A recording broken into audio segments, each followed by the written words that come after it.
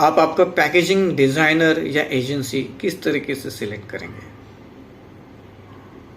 एक तो है कि आप उसका तजुर्बा जांचने का कोशिश करेंगे, या तो उसने इसके पहले क्या किया है वो आप जानने का कोशिश करते हैं। लेकिन ये कभी-कभी आपको फ़ायदेमंद भी नहीं हो सकता, क्योंकि वो बड़ी-बड़ी प्रोफाइल दिखाएगा, या आप उसको जानते भी हैं तो आपके पहचान से भी काम हो जाएगा, या आपको वो बहुत कम पैसे में काम करके दे रहे हैं। सो ये क्राइटेरिया नहीं होना चाहिए। क्राइटेरिया ये होना चाहिए कि सामने वाली एजेंसी या सामने वाला डिज़ाइनर की सोच क्या है, किस तरीके से वो हमारे पैकेजिंग डिज़ाइन को अप्रोच करेंगे। आपको ये देखना है कि वो कौन से सवाल आपको पूछ रहा है, वो कितने डीप में आपके ब्रांड के अंडरस्टैंडिंग में जाने की कोशिश कर रहा है, वो आपको ब्रांड को कितना समझने की कोशिश कर रहा है। ये एक छोटा सा इंटरव्यू सेशन जैसा हो सकता है, या आप बात करते करते वो बंदे को या एक सामने वाली कंपनी को देख सकते हैं कि वो क्या अप्रोच से काम करना चाहते हैं, वो उनका तजुर्बा क्या है, वो किस तरीके से ये प्रॉब्लम को सॉल्व करना चाहते हैं, ये एक मार्केट की अंडरस्टैंडिंग कितनी है इनकी। क्योंकि जब तक कोई भी बंदा आप पे कंपनी के कस्टमर्स के बेसिक तक नहीं जाता, तब तक उसको समझ में नहीं आएगा कि आपका प्रोडक्ट किस तरीके से उसको डिज़ाइन करना चाहिए। बाय फ्लुक कोई अच्छा डिज़ाइन करने से आपके ब्रांड का भवितव्य खतरे में आ जाएगा। आपको पसंद आ गया, लेकिन लॉजिकली वो ब्रांड के लिए करेक्ट नहीं है, तो आप उसका क्या करोगे? तो हमेशा फर्स्ट आपका डिज़ाइनर, आपकी एजेंसी, उसके साथ बात कीजिए।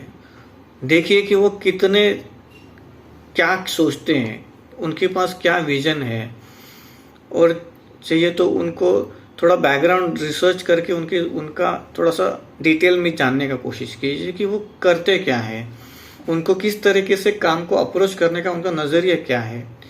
ये पहले चीज़ें को टटोलिए, और फिर जब आपको लगता है कि ये हमारे ब्रांड को बराबर समझ रहे हैं, इनको हमारे कस्टमर्स के साथ क्या होना चाहिए, क्या नहीं होना चाहिए, उनकी जानकारी है, उनको ये कस्टमर्स की एस्पिरेशंस, वैल्यूज़ को कैसे हैंडल किया जा सकता है, इनका नॉलेज है, ये समझिए। ये समझने के बाद ही आप उनको काम दीजिए, क्योंकि सिर्फ हम उनसे पहचानते हैं, या वो हमें पहचानते, या वो हमको कम पैसे में काम कर रहे हैं, या वो हमको किसी और काम की वजह से उसने हमको इम्प्रेस करके रखा है। नहीं, ऐसा नहीं होगा। आपको जजमेंटल नहीं बनना पड़ेगा, आपको जजमेंटल नहीं होना है। आपको ध्यान से एनालिसिस करना है कि ये व्यक्ति, ये कंपनी अगर मेरे साथ काम करेगी तो ये मेरे प्रोडक्ट को मार्केट में उठाने के लिए, मेरा सेल बढ़ाने के लिए, मेरे कस्टमर्स की नज़रों में आने के लिए कितना काम कर सकती है।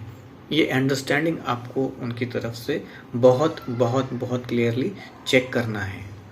क्योंकि अगर, मैं हमेशा बोलता हूँ कि पहले क्वेश्चन को बराबर से समझिए। अगर आपको क्वेश्चंस का आंसर ही नहीं, क्वेश्चन आपको समझा ही नहीं, तो आप राइट आंसर कभी भी ढूंढ नहीं पाएंगे। तो हमेशा ये बहुत इम्पोर्टेंट है कि राइट क्वेश्चन पूछिए डिज़ाइनर को, एजेंसी को, कस्टमर्स के बारे में, तजुर्बे के बारे में, प्रोडक्ट लॉन्च के आइडियाज़ के बारे में, उनका पैकेजिंग डिज़ाइन करने का किस तरीके से वो अप्रोच करते हैं, ये बराबर से जानने का कोशिश कीजिए। उनको क्वेश्चंस पूछिए। अब अगर वो आपके क्वेश्चंस पे पूरे के पूरे खरे उतर रहे हैं, तो फिर उनको मौका दीजिए और उनको डिज़ाइन करने का चांस दीजिए। क्योंकि हमें बाय चांस, बाय फ्लूक, या किसी और को अच्छा लग रहा है इसलिए आपको धंधा नहीं करना है, आपको आपका ब्रांड लॉन्च नहीं करना है। अल्टीमेटली कुछ लाखों करोड़ों रुपयों का इन्वेस्टमेंट होता है, और ये इन्वेस्टमेंट हम हमारे गलत डिसीजन के वजह से इसको बेकार कर सकते हैं, और आपको अंततः समझ भी नहीं आएगा कि एक्चुअली गलत क्या हुआ, क्या प्रॉब्लम था जिसकी वजह से मेरे प्रोडक्ट को किसी ने उठाया नहीं, या किस वजह से मेरा प्रोडक्ट चला नहीं। ये आपको बहुत एनालिसिस करने पे भी शायद समझे नहीं, क्योंकि हर चीज़ जो चमकने वाली होती है वो हीरा नहीं होती। इसलिए हमेशा थोड़ा बैकग्राउंड वर्क कीजिए, थोड़ा समझिए, थोड़ा क्वेश्चन आंसर पूछिए, फिर ही जाके काम आगे बढ़ाइए। Okay, thank you.